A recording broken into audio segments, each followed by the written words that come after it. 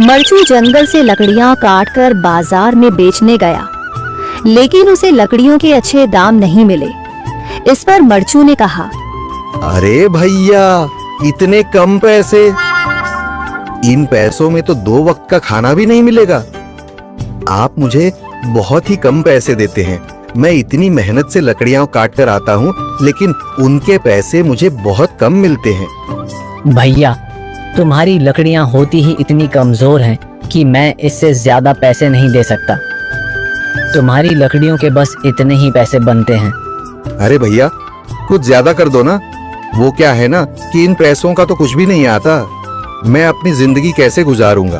भैया, तुम जाकर अच्छी लकड़ियां लाओ, तभी इन लकड़ियों का अच्छा दाम मिल पाएगा, वरना इन लकड़ियों का तो यही दाम है। ये सुनकर मरचू बहुत ज्यादा परेशान हो गया और पैसे लेकर किराने की दुकान से सामान खरीदकर घर आ गया।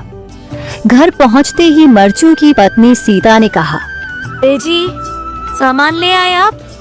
हाँ जी, सामान ले आया हूँ। सीता के चेहरे पर खुशी छा जाती है, लेकिन जब उसने सामान देखा, जी, इसमें तो बहुत थोड़ा सामान है। हाँ सीता, मुझे पता है कि यह सामान बहुत थोड़ा है, लेकिन मैं क्या करूं? मेरे पास जितने पैसे थे, मैं उतने का ही सामान लेकर आ गया हूँ।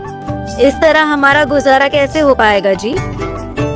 आपको तो पता ही है कि हम कितनी मुश्किलों से गुजारा करते हैं। हाँ हाँ, मुझे पता है, लेकिन मैं कर भी क्या सकता हूँ? मेरे पास इतने पैसे ही नहीं कि हम एक अच्छी जिंदगी गुजार सकें। इतनी मेहनत कर रहा हूँ, लेकिन फिर भी मेहनत का फल नहीं मिल रहा। इतनी मेहनत से अच्छी लकड़ी काट कर आता हूँ, लेकिन मुनासिब दाम नहीं मिलता। मैं तो बहुत परेशान हूँ। क्या करूँ? कहाँ जाऊँ? अरे जी, आप परेशान न हो, आप कोई और काम देख लें। मैंने कई बार काम तलाशने की कोशिश की, पर किसी ने भी मुझे काम नहीं दिया। ये सुनकर सीता भी काफी ज्यादा परेशान हो गई। मरचू से सीता की परेशानी नहीं देखी गई। उसने अपनी पत्नी सीता से कहा, मैं फिर से जंगल की ओर जा रहा हूँ। अरे जी, अभी मत जाइए ना, वैसे भी शाम हो रही है। आप कल चले जाइएगा, अभी मत जाइए। ठीक है, अगर तुम रोक रही हो तो मैं नहीं जाता। मैं कल चला जाऊंगा। इसके बाद मरचू गांव में घूमने के लिए चला गया। तभी उसे एक आदमी मिला और उसने कहा, कहाँ जा रहे हो भैया? और सुनाओ, क्या हाल चाल है? जिंदगी कैसे गुजर रही है?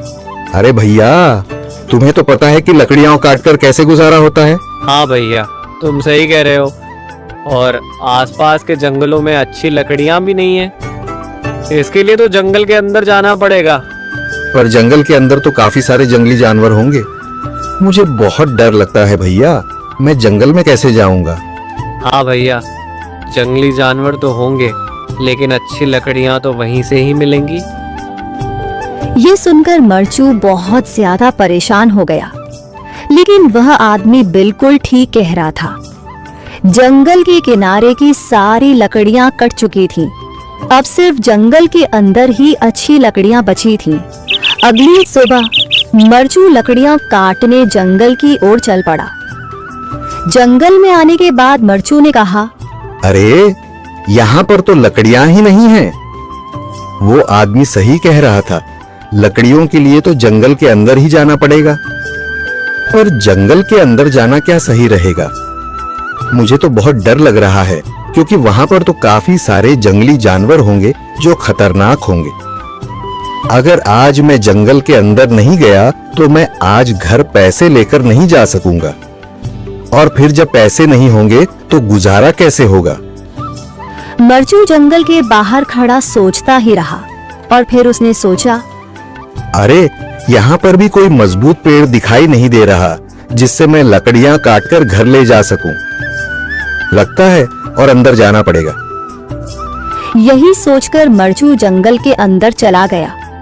अंदर जाने के बाद उसने इधर उधर पेड़ देखे, पर उसे कोई भी अच्छा पेड़ दिखाई नहीं दिया। यह सोचकर मरचू जंगल के और अंदर चला आया।